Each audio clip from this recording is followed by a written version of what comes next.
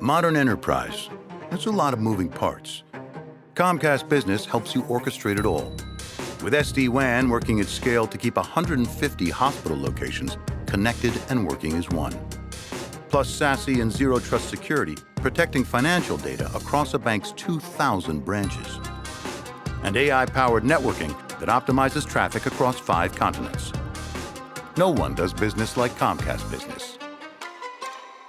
Ever notice how life's best stories don't happen in your living room? They happen on the open road, out on the water, or parked under the stars. At Progressive, they get that you want to focus on the experience, not worry about the what-ifs. That's why they offer quality insurance designed for your ride, whether that's a boat, RV, or motorcycle. Adventure with confidence. Visit Progressive.com and see how easy it is to protect your favorite way to get away. Progressive Casualty Insurance Company and Affiliates. Not available in D.C. Prices vary based on how you buy. On any journey using Uber, it helps to know you're getting into the right car. PIN verification adds an extra step to make sure your ride is your ride. Before the trip begins, your app gives you a unique PIN. Just tell it to your driver, and they'll enter it in their app before the ride can start. Hey, what's your PIN? 2538. That way, you know you're in the right car taking the right trip, and your driver knows you're the right passenger. Make sure your ride is your ride with PIN verification from Uber. One more way Uber is putting safety at every turn. Learn more on the Uber app.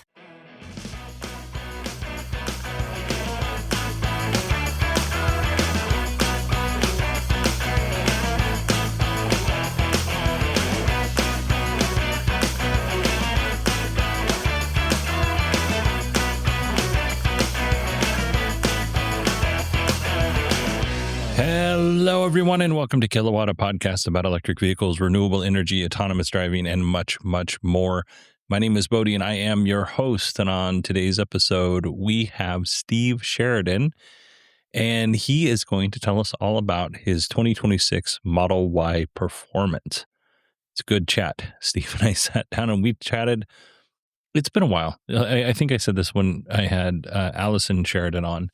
Like, I haven't talked to them like in real life, you know, not in person, but in real life since January. So it was time. It was time to get together and chat. And Steve's got this beautiful Model Y Performance. I'll let him tell you what the color is. But yeah, I think you're all going to enjoy this. Now, I will say next Tuesday, we should have a news episode, and then we have an interview with David. He's going to talk about his Leap Motor C10. And then we're going to have Ford's earnings call and GM's earnings call because I need to take a break. This week, I had a lot of work stuff. I had a lot of part-time work stuff.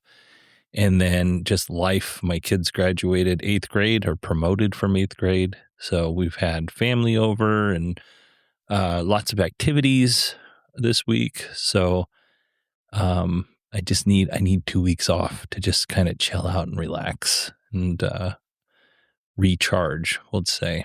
So that's the plan for the next 2 weeks. I do think you're going to enjoy today's episode. I think you're going to enjoy David's episode. Again, we'll have news on Tuesday, and then Ford's and GM's earnings call, which I expect will be a little bit shorter than the other earnings calls that we've done this quarter, just because Ford and GM don't always talk about EVs. So we might be able to just knock those out real quick. So yeah. If you've emailed me and I haven't responded back, don't worry about it, because that is part of my plan on the recovery 2 weeks, is to get back with all the people I need to respond to. There's people who've requested interviews that I have not been very communicative on, which is my fault. But yeah, so the goal is to rest up, respond to emails, catch up with everything else that's going on in life, and then come back bright-eyed and bushy-tailed. So with that, let's go ahead and welcome Steve to the show. Thanks, Bodie. Glad to be back. I'm glad to have you back. Now, Steve, Allison was on earlier this week, and we have equal time doctrine here at the Kilowatt podcast. So we had to have you on today, and we're going to talk about the 2026 Tesla Performance Model Y that you purchased recently. But before we do that, we have also, because this show drips with journalistic integrity, we have a correction from Allison's. Would you mind going over the correction from Allison's podcast? Yeah, I believe this came out when you interviewed her about what was the topic? The Spruce Goose and the EV1. EV1, and then you got off into a tangent, or she got off into a tangent with the Spruce Goose, which was this large aircraft built by Hughes Aircraft, flown by Howard Hughes. But she wanted to correct. She said she correctly said that the only plane with a larger wingspan than the Spruce Goose was the Stratolaunch that flew in 2019. This Spruce Goose was huge, but she says that it was, in quotes, one of those big glider sort of planes made to go around the world without stopping. And she says she confused that with a different flying machine. The Stratolaunch is a test-bed aircraft made to launch rockets into orbit. She further says, she finishes by saying, I apologize for my mistake and thanks Steve for catching this egregious error. Most Yes. people probably wouldn't know what that aircraft, the Stratolaunch, was, but since I kind of follow space and rockets, that one caught my ear, and so I thought I'd slip that in. Well, again, dripping with journalistic integrity at the Kilowatt podcast. So I demand corrections, even though I don't often do them. So Steve, back in late December, you were able to get your hands on a 2026 Performance Model Y. So previously to that, you were driving a 2020 or 2021 Model Y 2020. Performance. 2020 Performance Model Y. So why upgrade? What was the catalyst? Yeah, good question. And not huge driving issues. I was fairly happy with my 2020, but the biggest concern was the ride quality. The 2020 Performance Model Y had a very stiff ride. Now, on the good side, that led to pretty good cornering, fairly flat ride, but boy, you felt everything on the road, every bump, both small and large bumps. I recall going. We visit our daughter and son-in-law down towards San Diego often, and they have a very long maintained driveway, and it's got a few potholes and bumps. And the way I could tell was I could not carry Starbucks cups back up that driveway without spilling them. Even with lids, they would be shaking so much they'd come out of a little hole, and I'd have stoppers in them. My new car passes that test now. It's got a much, much better ride, and there are reasons for that. That's awesome. Now, anybody that listens to the NosillaCast knows that there's one big test before you or Allison buys a car. There's one big test that every car has to pass in order for it to wind up in your fleet. What is that test? Yeah, the biggest constraint we have is our garage. We, unlike most people that I've observed, park both of our cars in our two-car garage. So we don't have a lot of room because we have other things in the garage, which have to be tightly packed around the periphery. And so we don't have both front and back and side to side. It's very, very constrained. But she has the Model 3. I had the Model Y, and they both just fit just about perfectly in the space we had. So that eliminated, where you're asking why the Performance Model Y. Well, staying with the Model Y, we knew it would fit in the garage, and measuring the other options, the other EVs, many of them were just too long. They wouldn't fit in our allowable space. And I know that Allison was working with and helping out Pat Dangler and Lynn, and Lynn has a short garage, right? Shorter than yours, even? Yes, about Because the same, of maybe some a little short. benches. Yeah, she has some benches there, work benches. Yeah. So it's not like you guys don't know what the approximate size of any EV is at this point, because there has been so many that have kind of gone through the test. And one of the tests is, will it fit in the garage? Yeah, Allison came up with a spreadsheet with many parameters, including length of the car. And as you go down, and then she would grade, red, yellow, green, whether that met our criteria. and most of them are red too long in that category. So I think the EV6, the Kia EV6 was one of the few that fit in our garage as well, but that car just wasn't quite up to par for us. You mentioned here in our document that had nothing to do with other than the fact that I opened it. But you mentioned in the document that it had the camera views were round, and my wife's EV or Carnival has round. It's where the speedometer goes, or where the tachometer, depending if you're turning left or right when you turn your Yeah. blinker on. And it is maddening because you can't really you don't get a really good view because you're looking through the steering wheel to Yeah. see where the cars are in your blind spot. Now, it's better than nothing, but it's not as good as what the Tesla has, which is in the middle screen, and then you can move it, depending on where your eye hits that infotainment screen. Yes, It and more traditional rectangular views. Very Yes. few cars, I think, have the rounded, camera view. I mean, it is a stylistic choice, but I don't think it's a great choice. Agreed.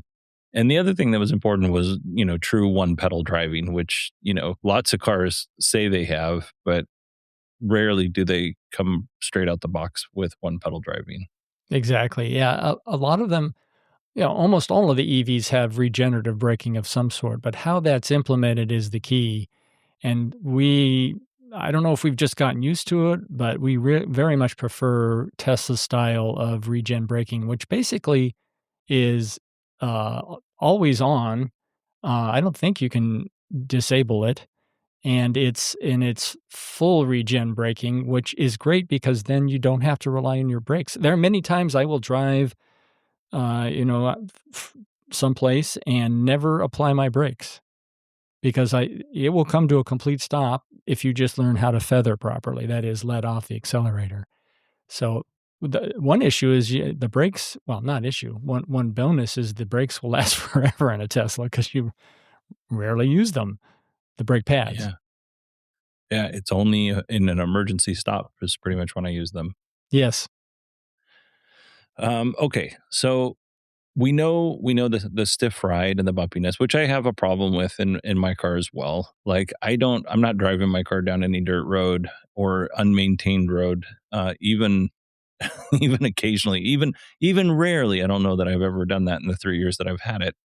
But I do appreciate, kind of what you're saying, because every pebble it seems like that car hits, Mhm. you just hit a pebble on the left side rear tire versus the right side rear tire.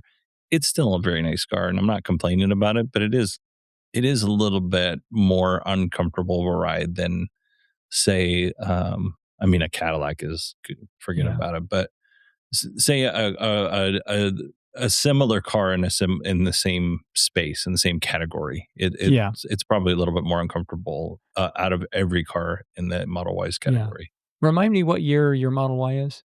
23. So they may have improved the ride from the 2020 to the 2023. I can't recall, but Really? yeah, I think the 2020s were even stiffer Wow. because they got a lot of complaints. Yeah. And again, mine's not bad.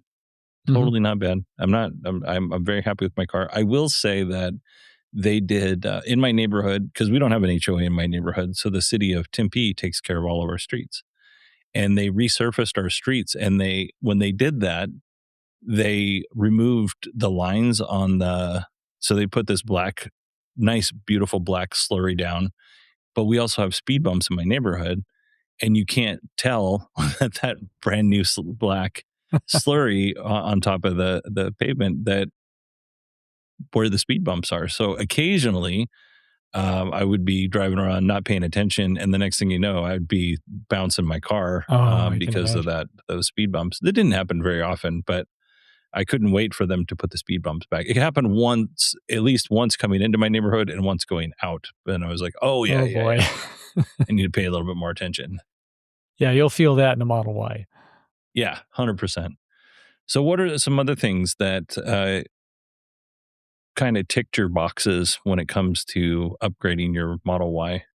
Um, well, I guess some of the question might be, why did I stay with Model Y? The main reason for upgrading was the ride, but the reason I didn't look around too much for other EVs to replace the Model Y was I'm just happy with it other than that. It's got great acceleration. I like and I'm used to the minimalistic look in the controls.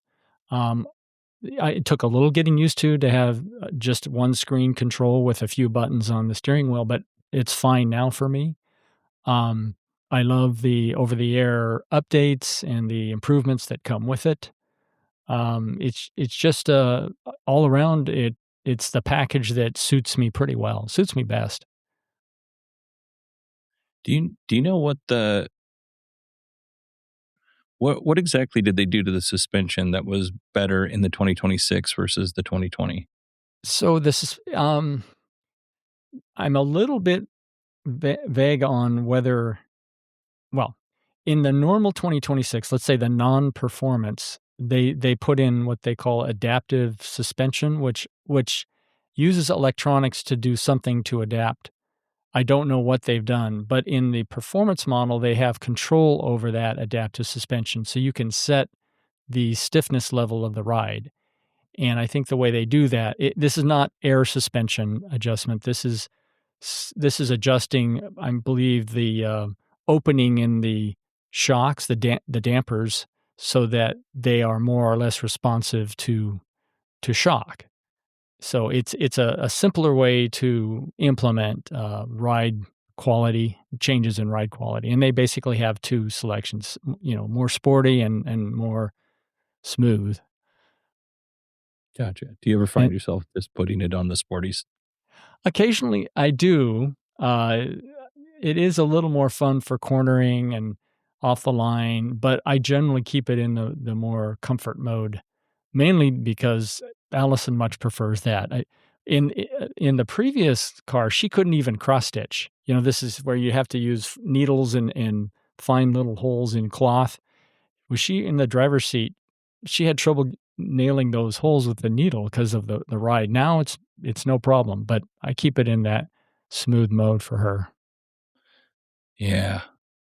Yeah, I wonder my wife gets very car sick, and for whatever reason, the way that the Model Y sits for her in her eyeline, Mhm. that does sometimes she will sometimes get, car sick just by driving on the freeway, just the way things are moving for her. As a passenger or a driver?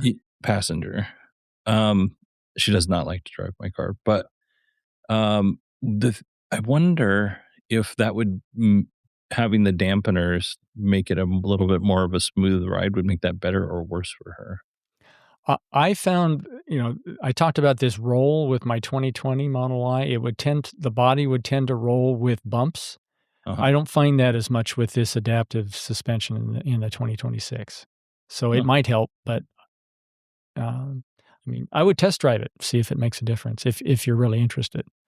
I don't think I can convince her to let me upgrade, so I don't know right now. Yeah, you have a So, 2023, it may be a little harder to justify.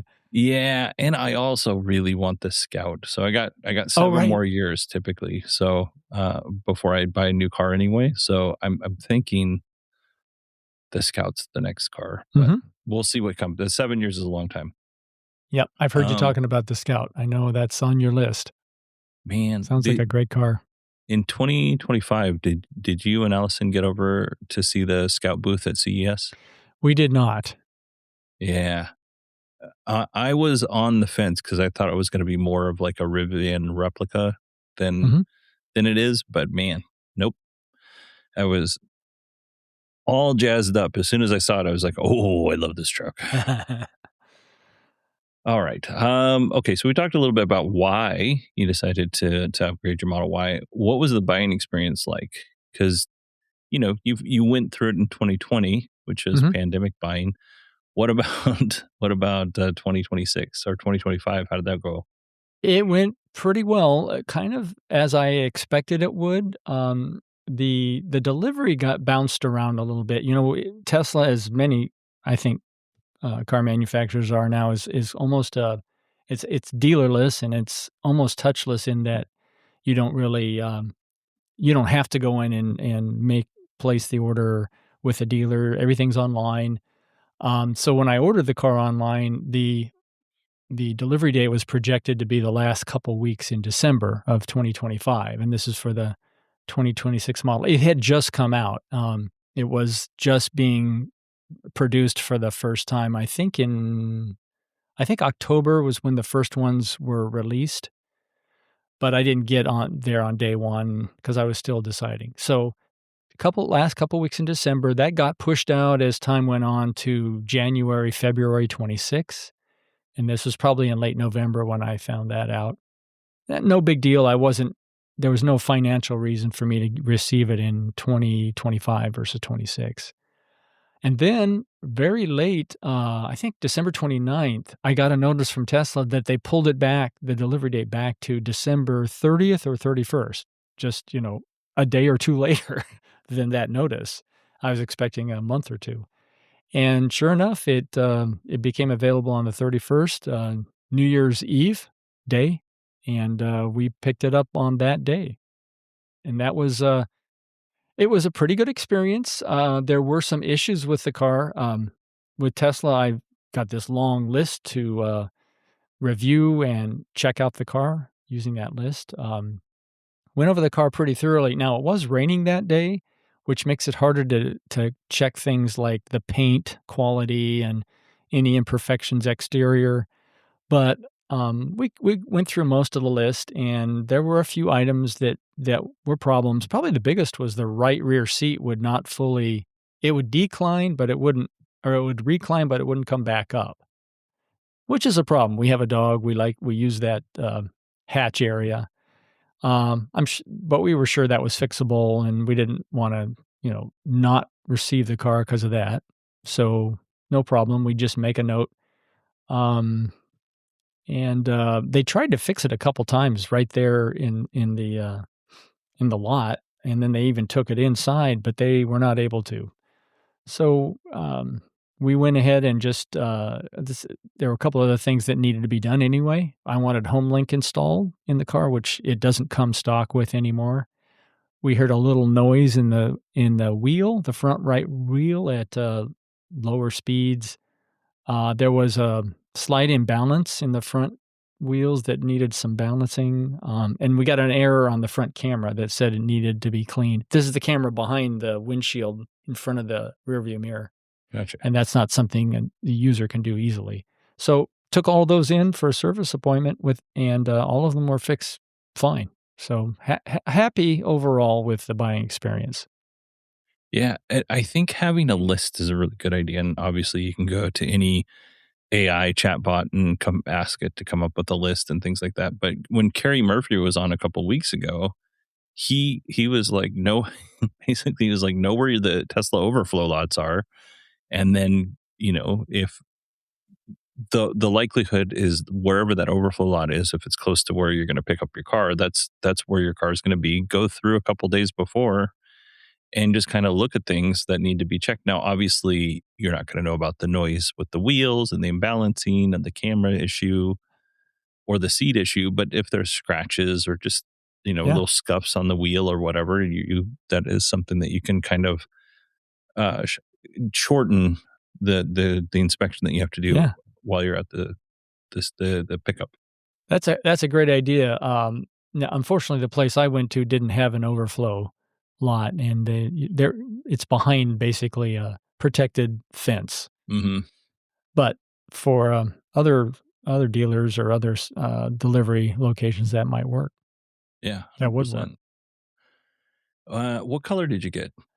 So all of my previous Teslas and previous cars have been black, except maybe a couple early ones. I just like black for some reason. Since we keep our car in the garage, they don't get that dirty. Although when it rains, of course, they do. But I'm in Southern California. It doesn't rain too much. So we like the look of black, but I was getting tired of it. And I've been seeing a lot of black cars on the road. So I went with a less common color, silver. Technically, no, it's probably not less common. But Tesla had like 3 shades of gray/silver, and the one that I got was called Quicksilver, which I really took a liking to. It probably the closest color that I could compare it to is the color of Mercury. It's kind of a deeper Oh, silver, I with a nice sheen to it, and I like that look highlighted with the black trim around the car. So no black, went silver. yeah. I think in our group chat when somebody posted the silver car, I immediately said, "I do not like this," Mhm. and you followed it up with, "No, I like it. I like it quite a bit." So Not your yeah, favorite color. no, you know what? I have seen it in real life though a couple times. There's a couple of running around the neighborhood here, and it's nice. It especially on. I think it looks better on the Y than it does the three, but or if it even is the same color as the one that's on the three, I don't know. But I whenever I see the Y, I always have I think back to that conversation of I don't really like this. Oh, I quite like it.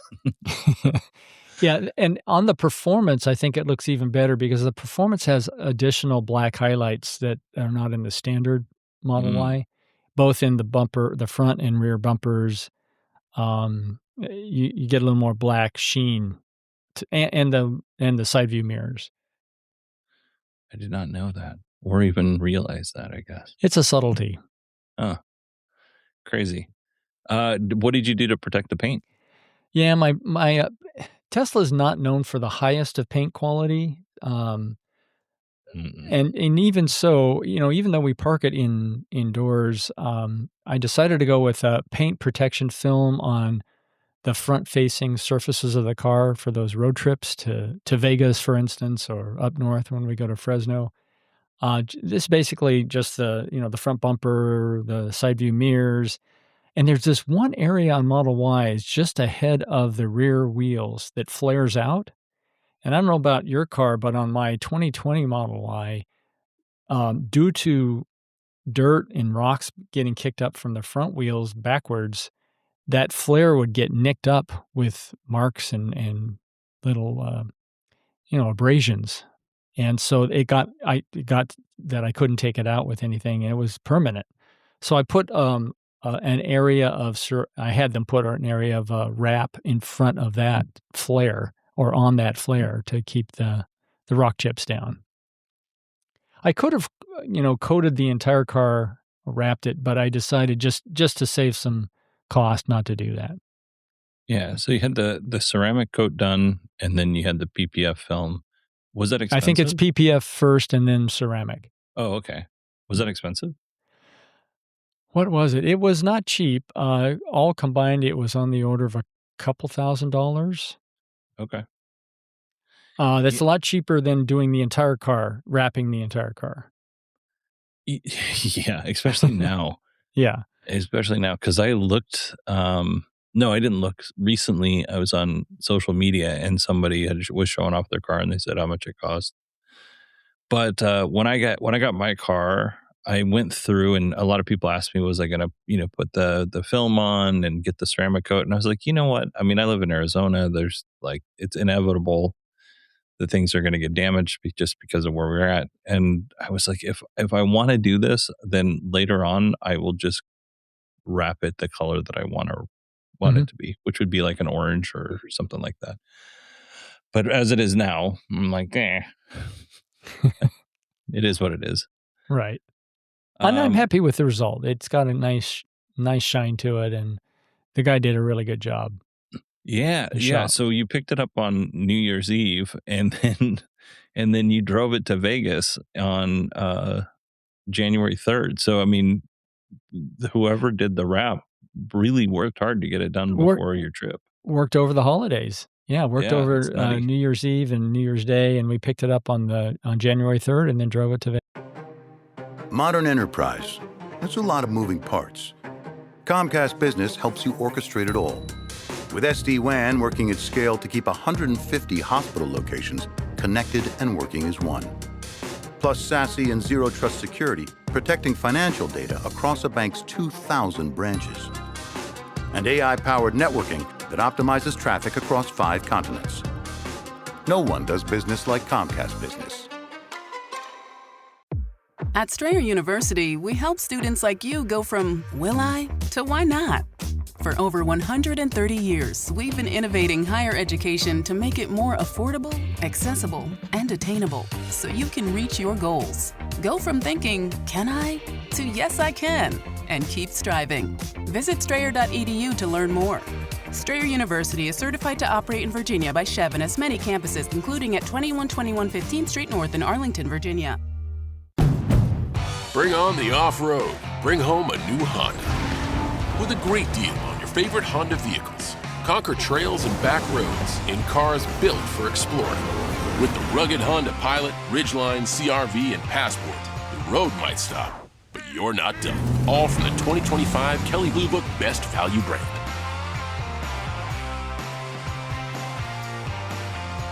Based on 2025 Consumer Choice Awards from Kelley Blue Book, visit kbb.com for more information. RingCentral's AI receptionist uses voice AI to answer on the first ring, so you'll never miss a call again. In just a few minutes, you can personalize your own AI receptionist to answer questions, route calls, schedule appointments, and even send texts in multiple languages. Plus, it's easy to scale. Create unlimited AI receptionists across any phone system. It's all powered by one reliable platform for effortless AI communications. See for yourself at ringcentral.com. RingCentral, voice of your business. I guess. I don't think we knew this right away, right? I think you'd already ordered your car before you found out that you get vehicle to load. Right. Yeah, and that was a nice little bonus, kind of an unexpected bonus. You know, we don't use it that much. I've only tested it just to make sure it works, but it's nice to know it's there, and it could be handy. I mean, basically, this is where Tesla, for the performance now, I don't think it's standard on the others, and also the Cybertruck has it in a even more advanced version of this. But this allows you to plug an adapter in the charge port and provide power from the Tesla's battery out to some load, 120 volt AC power up to 20 amps. So you could operate most appliances, not high power appliances, but a fridge or a washing machine. No, not that you would be doing that. Yeah, I don't know not a what you dryer, want to but operate. At a campsite, that might come in handy. Few things. The you can funny use it one that for. always amuses me in the commercials is when they're making their margaritas at the campsite. With a blender. Blender, yeah. Yeah. I mean, you can, I don't know if a lot of people know this in marketing, but you can just put the mix in with ice. You don't have to blend it. It's not necessary. Exactly. I'm sure all the other people at the campsite would enjoy the sound of that blender. Well, that's true too. They're there for peace and quiet, and they've got a blender going on next door. Yeah. Yeah. And it calls in the beavers. And as everybody knows, beavers are constant margarita hounds. Like They love them. Oh, yeah. With salt. With salt around the rim. Yep. Yeah. They like to chew it off. Wood cup though. Wood cup. Okay. What about so it's got a bigger screen than mine. It's got a 16-inch screen. Yeah, it's not. How do you like that? I like it. I think the previous screen size is 15.2 or 4, so it's not that much bigger, but it has a lot more pixels, so I think it's also higher density, more than the ratio of those two areas would imply. And so it's a real crisp map. It seems that there's more information. The rear view camera is just incredible. Yeah, it's really good. I don't even look backwards anymore I don't look behind my shoulder. I just look at the rear view mirror. That with the side view mirror cameras, looking rear and to the side as you back, those three together just provide you all the visibility you need. That's interesting. Sierra was up here this week, and she has a Model 3. She has a 2021 Model 3, I think. Mm-hmm. And she uses full self-driving almost exclusively. She's one of those folks. And we were driving, and she's like, why aren't you using... Because I still use my mirrors.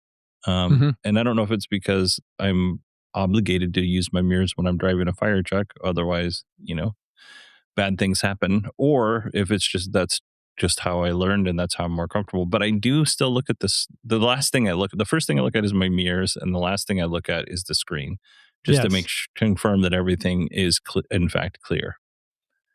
But yeah, she's like, why do you just, Yeah. this is a better view. You know, That's for valid. for lane changes, I do the same. I don't rely on the cameras. One of the reasons is the camera has a slight delay before it comes up. So I do what you do. I first look at the mirror and then I'll look at the camera, like double check. Um, that one I have not learned to wean myself off of. Yeah, I don't know that I ever will, but Yeah. who knows? Yeah. I do find, and this is a uniquely, I think, Arizona problem, but we have along the freeways, we have frontage roads, so you could travel along, let's Mhm. say the 202, for instance, or the 101. We'll use that as an example. You can travel along the 101 without ever having to get on the 101. You could just take the frontage roads. You're just going to hit stop signs or stoplights when you get to every major road. But in those, you will have people coming off the freeway. And if you're on the frontage road and the people coming off the freeway, you have to yield to them. And Mhm. it is sketchy with Tesla's little teeny tiny mirrors to be able to see like the full view. So what I do is I'll hit the camera so I can see everything on the screen when it comes time to yield, because I have had times where people, rightfully so, have yelled at me and honked at me. Well, not really yelled, honked at me in a very aggressive manner Uh-huh. because I didn't see them, because I was using my mirrors and I didn't think I didn't think they were there, and it turns out they Yeah. were. Tesla's mirrors are a little on the small side. And also the rear field of view out of the view out of the rear window. Yeah. Little constrained. Yeah. So I just hit the button, bring them all up, and I still do the same thing. I check my mirrors and then I look there because there's just a lot going on in those situations. So just a tip if you're ever in Arizona on the 101 for some Yeah. reason. I've seen the same thing in Texas. They have a lot of frontage roads. Yeah. I love them. Like Yeah. there's no need for me. Like my kid's dentist is like one road south of where I live, Mhm. one major road south of where I live. And I don't want to get on the I don't want to get on the freeway for one exit. Mhm. It's just easier. Let's see here. Okay, so you have lots of little ambient light in the car. Do you notice that that's an added bonus? It's a nice to have. It's something I do notice. It's, is it the reason I'd buy the car? No, but I'd certainly like it better than not having it, and the fact that you can control the color makes it even a little better. Yeah. Do the grandkids like that feature? Oh boy, they love the feature, and they have to pick the color, of course, when they get in. And Right. there's even a rainbow color scheme you can, that changes with as it wraps around the car. This is interior now. Right. Right. Right. They love That's a that. good Yeah. point. What about, so there's no more stock for you. How do you feel about changing the drive and reverse and park using the screen?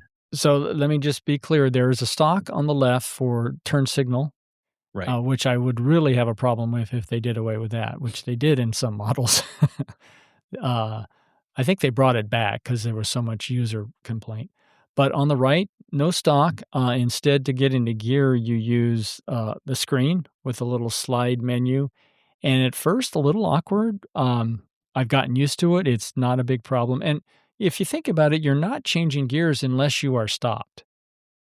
It's not like you're going from first to second to third. This is, reverse, park, forward, neutral. And so you're stopped, and therefore it's okay to look at the screen to make that maneuver. It's other things that you might be where you might be driving and they force you to use the screen that bother me more. This does not bother me. In fact, I've gotten quite used to it. It's almost natural now. That's interesting. So it turned out okay. I always think of the Steve Jobs quote of when somebody asked when they're going to get a touchscreen Mac. And he's like, "Do you Yes. really want to hover your finger Yeah. over?" I don't know if it was exactly his quote, but that's kind of what he said, right? I always think of that when I think of changing, but it's 2 seconds, and like you said, you're always stopped. You shouldn't be moving when you're making the change. And it would be nice. It is easy enough to get into neutral, but it would be nice when I go to the car wash. Yes, I take my car to the car wash. I live in Arizona. Yes. I park underneath covered parking at work, and by the time I get done, the bird with a 48-hour shift, the birds have done damage to my car. Oh, So no. it's got to go. That's the first stop I make on my way home is the car wash. But yes, it Well, would be nice when I'm in the car wash and the rollers are coming up to take my car away, not to be in panic to get that into neutral. Because the very first yes. time I went to pick up my car in 2023. It had a high voltage problem, so they wouldn't let me take it, Mm. thankfully, because that would have been terrible if something happened. But it had a high voltage problem, so they had to fix it. So they gave me a loaner, and the loaner they gave me was filthy. I do have to say, I have not yet got a clean loaner from Tesla. And Oh, I haven't had to have a car from them very many times, but I'm like, these should be cleaner. yeah. But everybody's very nice at Tesla at the service center, and I've experienced that they go above and beyond. Like, I'm okay with having a little bit dirtier of a car and a better customer experience on the side of things when I'm actually Mhm. getting service done to my car. So it's fine. Yeah. But I didn't know how to put it in to neutral. Like when I took it to the car wash to get cleaned. Is it because it didn't have the stock? No, because I didn't know that it was just half. You had to hold it up. I just thought I was just pushing it up to that neutral zone, and it wasn't engaging, and I was starting to panic. And then the rollers started coming and kicking the car forward, but the car was in drive, and the people were like, "Put your car in neutral." I was like, "I don't know how." So they had to stop the whole thing, and there was a whole production, and the manager had to come out and show me how to put the car in neutral. And I felt like a dummy, like a big old dummy. But But you learned. yeah, I did. I would just much rather have that neutral, just push the button and then we're done. Also, I would also like it to go in car wash mode anytime I put it in neutral, Oh, because that's the only time I ever put it in neutral. I want it to go straight to yeah. car wash mode. Feature request. One Yes. thing that people might wonder, yeah, they may not unless they own a Tesla. Occasionally, Tesla's screen will go blank, Yeah. but they've designed the car so that you can still drive it. However, what do you do if the screen is blank and your gear selection is on the screen? Oh. It turns out there are selections on the roof right above the rear view mirror. There are 4 buttons, illuminated buttons that are recessed. You don't really even notice them, and they may not even come on unless you're parked. I think that's the case. And for park, reverse, drive, neutral, right up there, and emergency flashers. Oh. So there's a backup, a manual backup. Smart. Yeah. Yeah, I didn't know that either. Um So we've talked a little bit about the suspension. One of the other issues is that it's a little noisy, the car. You get a little bit more of the road noise and the traffic beside you than I would care for. How does the Model Y handle that? Yeah, this is, something I did not research or wasn't the reason I bought the car, but when I got the new Model Y, I realized it was much quieter, and it was kind of a relief. Um, they have added quite a bit of, noise isolation to the later Model Ys, and I think it was after 2024 or late 2024 that they put in things like, acoustic glass. It might be a double pane glass with a layer between. They put in more sound insulation. I can even notice when I close the door now, close the car door, it lands with a much more satisfying thunk, that good sounding Hmm. thunk. And I think that's because the seals are better. It's just a better insulated car. And so as a result, noise is much reduced.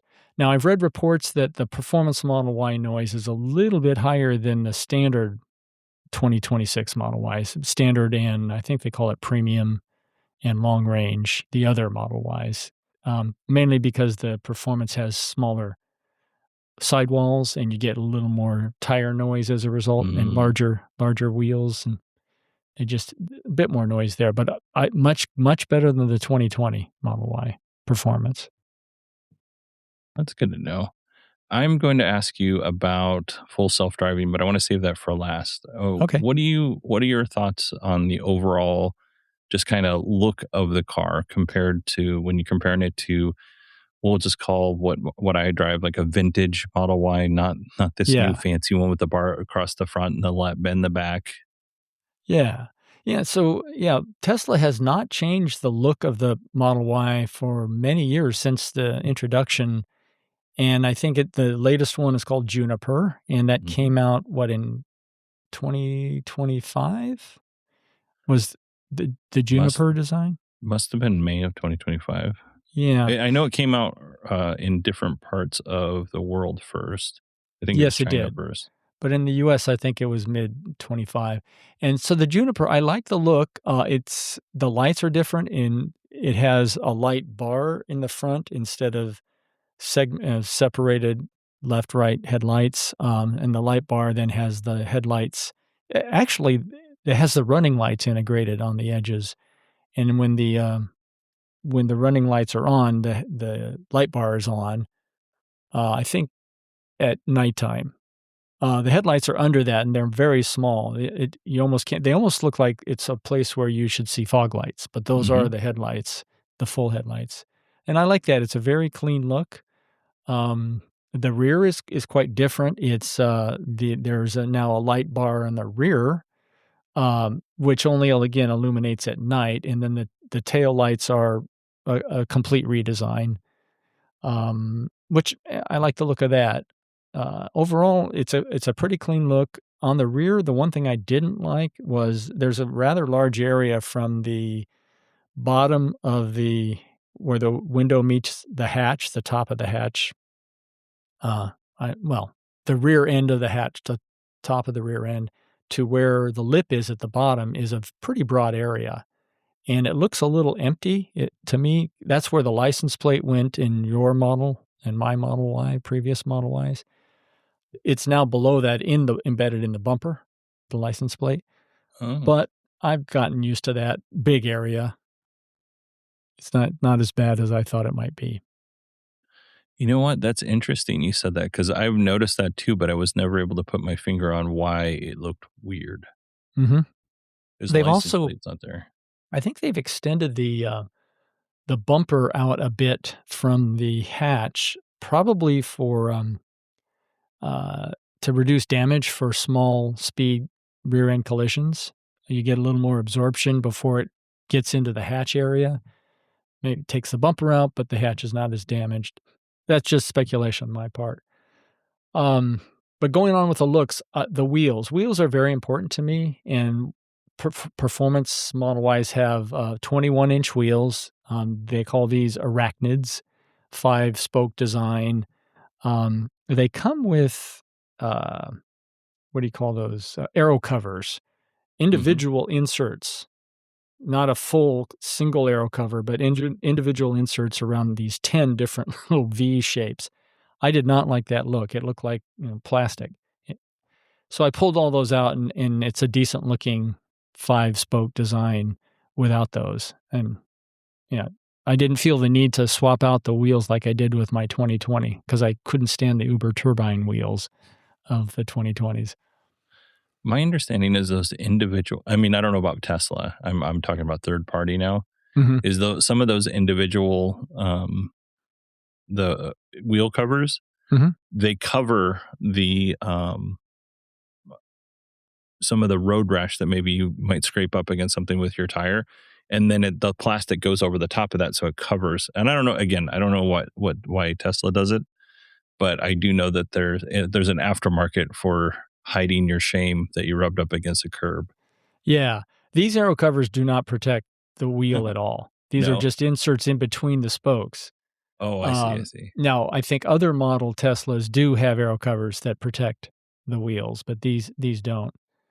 You do sacrifice a little bit on mileage as a result because you're removing the aero covers, but it's, probably on the order of 1 or 2 or 3 miles. No, let me say that different. 1 or 2% of range is no one has done a real precise measurement of that, but that's what I read online, 1 to 2%, which I can live with. Yeah, yeah. I mean, I have all sorts of people modify their car and to our vehicles to get worse fuel economy. Yeah.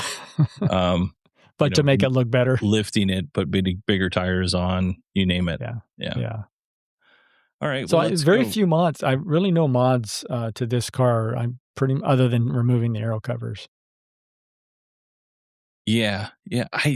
I'm less. I know that like Golden Tesla, if you follow him on social media on like Instagram, he has this beautiful wrapped. Well, now it's one. He used to have two, and I think the other one got in an accident. But he has this beautiful gold and black wrapped Tesla, and it's Model 3 was one of them. And I enjoy his content. He lives in the area that I live in because I'll see him driving around every now and again. He's got two wrapped. So yeah, I mean, there's all sorts of things that you could probably do to mod, but I think these cars are cool enough on their own. Yeah. How much more do you need to customize? But You do see a lot of them on the road. I will admit that. I mean, being one of the, if not the highest selling car in the US anyway, Mhm. I don't know if it was this year, but prior years it has been. You see a lot. And that's one of the reasons I also didn't mind moving on to a slightly different body style with the Juniper design features. Yeah, I don't know if we had this conversation, but when I picked my color for my Model Y, I decided to spend an extra $1,000 for gray because I didn't think $2,000 for red was worth the money, but I didn't want it to look like every Model Y that came with free white, you know? Mhm. And out of the colors, every other color was $1,000. Out of the colors that I liked, it was the gray one. Great. And then like a month after that, Tesla made gray the standard color. Oh, thank you very much. Yeah, no, it was good. I was like, oh, all right. Could have had that free. Yeah, I could have gone for white and just left it alone. Okay. So now comes to full self-driving because you have hardware 4. Yeah. You're getting the newest updates. Allison, bless her, she's on hardware 3. She doesn't have the newest updates. Yeah. Although she was able to test full self-driving before you were. So, it's a back and forth, I guess. Yeah. Um, what are your thoughts of full self-driving? First of all, did you get full self-driving when you bought the car for free because you already paid for it? Yes, and I didn't say that back as to why I picked the Performance Model Y, but when I bought the new Model Y, um, Tesla was having the deal where you could transfer your full self-driving to another purchase of a model of a Tesla. So I didn't lose that in investments, and I didn't lose that feature and have to pay for it all over again. Back when I got it in 2020, it was $6,000. That sounds like a deal now. If they even sell it, do they even sell it, or do you have to buy it month to month these days? It's month to month, and there was in Europe for a little bit you could buy it still outright. Mm-hmm. And they recently, this week or last week, they decided they're not going to do that anymore. So it's still subscription even now in Europe. How about the US? It's subscription. You can't buy it anymore. Cannot buy it. Okay. But I think before they canceled that, it was $8,000. $8,000. Yep. Yeah. So anyway, when I paid, it was $6,000. As you mentioned, so I got that transferred over. The transfer was, there were restrictions as to how that would work, but and that just meant that you had to have the car and not transfer it until you bought the new car, which was kind of strange. They wanted to make sure, you didn't, I guess, sell it to someone else and try to renew it then or apply it to your new car. So I sold the car and transferred the FSD over. It's, as you said, I have hardware 4, so I now have the latest version of full self-driving. Today, it's 14.3.2, I believe. There may be a slightly later version coming out. Yeah, I think 0.3 is either rolling out to people or just about to roll out. Okay. So I do find it's much better. It's not 50% better, but some of the things I noticed are solved. For instance, once in a while, when making a turn, you'd feel the car hesitate. Let's say you're at a stop light or a stop sign and you're going to take a right turn, and the Tesla has to look for oncoming or perpendicular traffic, and you'd feel this kind of a hesitation as to when to go. That's gone. Um, it makes the decisions more like how I would make the decisions. So I'm more comfortable with it. It does have a different type of modes for driving in terms of speed or acceleration. And now the 5 modes that Tesla offers for full self-driving are sloth, chill, standard, hurry, and Mad Max. They always have these creative names for Right. driving modes. I tend to drive in the hurry mode. Mad Max is just a bit much for me. Um, that is when I'm in FSD. But even so, there are times I'm not comfortable with it, and I don't always drive in FSD, using FSD.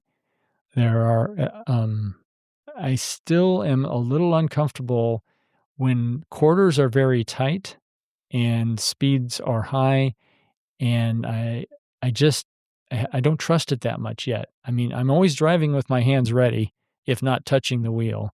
In FSD, that very few people I find do that as I look Yeah. around. Now that we have hands-off mode. Yeah, my hands are pretty close, if not slightly touching the wheel, but still an improvement, and I can see it getting to the point where I will be much more comfortable with it. What about, do you think you prefer, well, let me start over here. Do you think hurry is more your personal style or works better for driving in LA? I think it's well, most of my driving is in LA, but I think it's my personal style because I tend not to drive at the speed limit wherever I am, LA or not. I tend to drive a little bit faster, maybe 5 miles an hour. Let's say on the freeway, at least 5 miles an hour faster. The thing that it does that I don't like is lane changing. It tends to want to change lanes more often on the freeway than I would like. I'm one of those types, kind of a control freak where I'm in the lane I want to be in, and I want to keep that lane for the most part.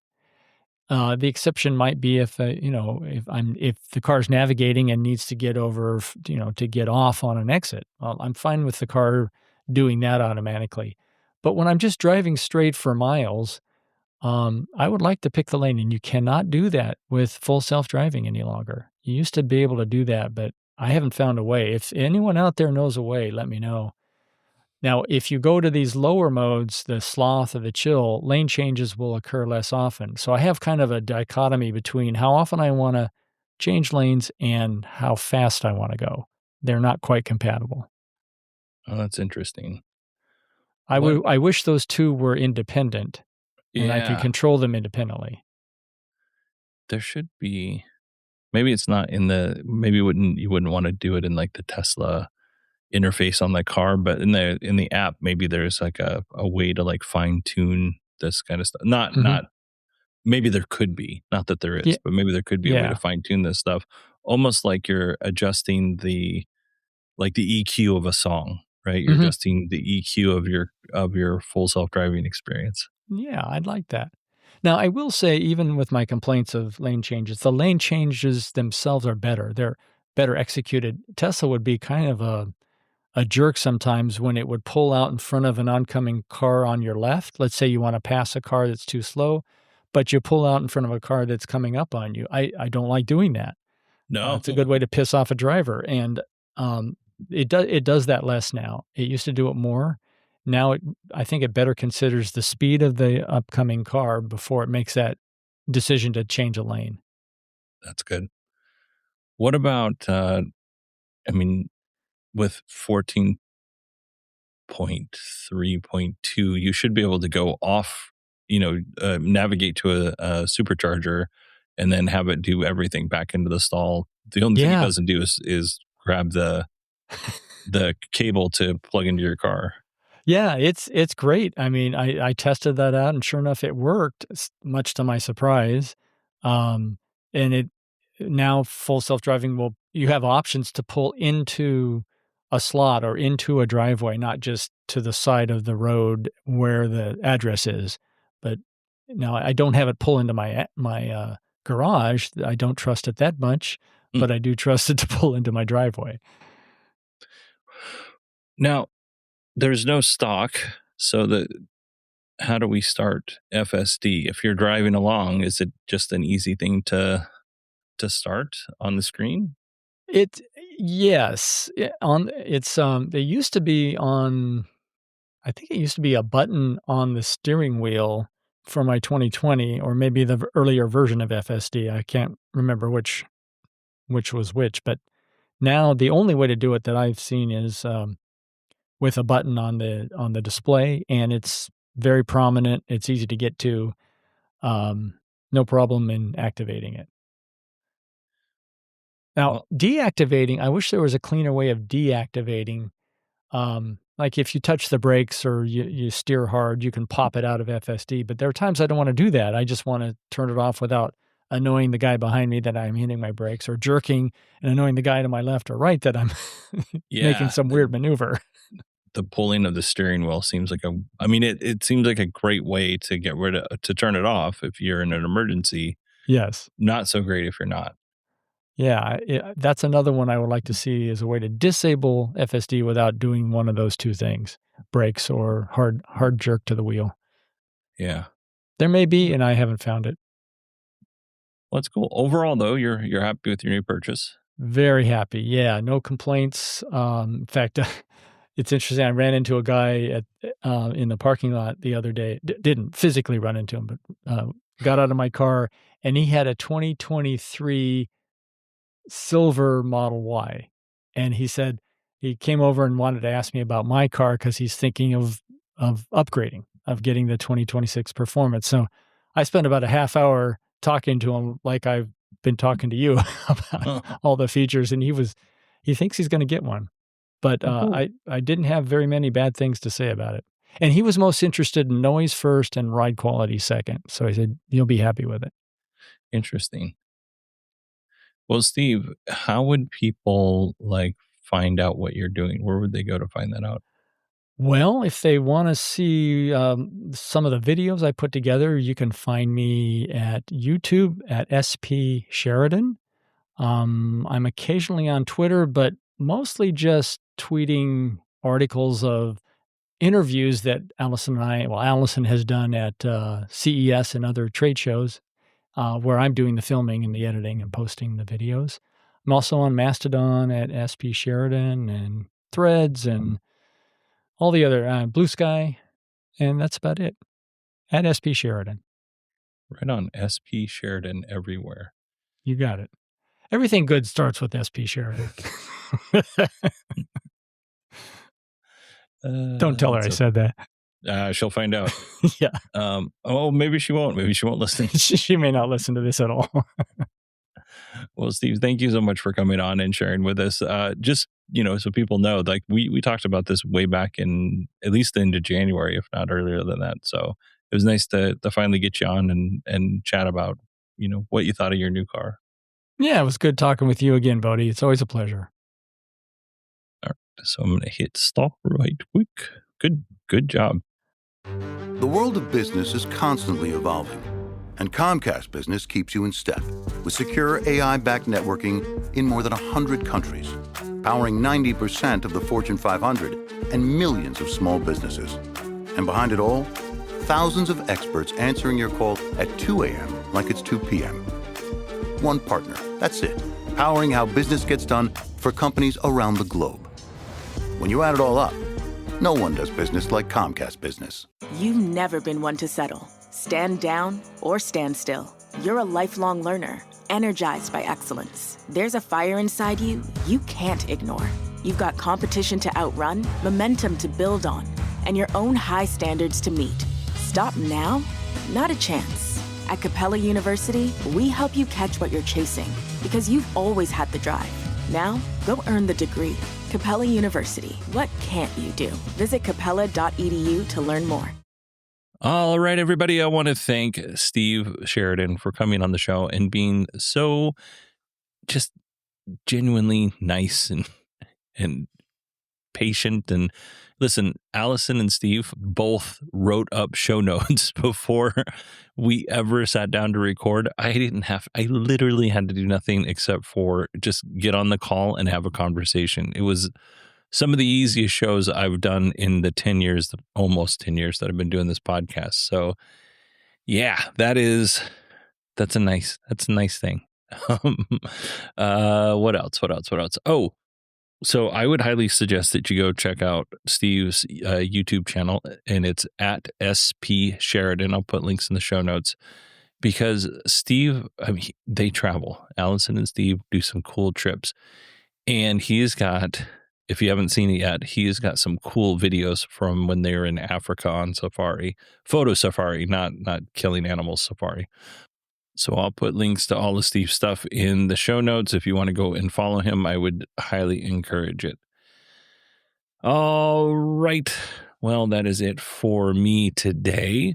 This is amazing. We got an episode out on Wednesday, which the goal is always Tuesday. We've got an episode on Wednesday. We got an episode out on Friday. How nutty is that?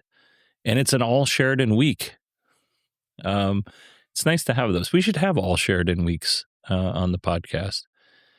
Talk to Steve and Allison and see if maybe we can make that work once a week. It's just them. All right. I'm fading here. It's 8:17 and I'm tired. So I'm going to go ahead and call it good. If you want to support the show, support kilowatt.com. And thank you all so much for listening to this episode. And I will talk to y'all soon.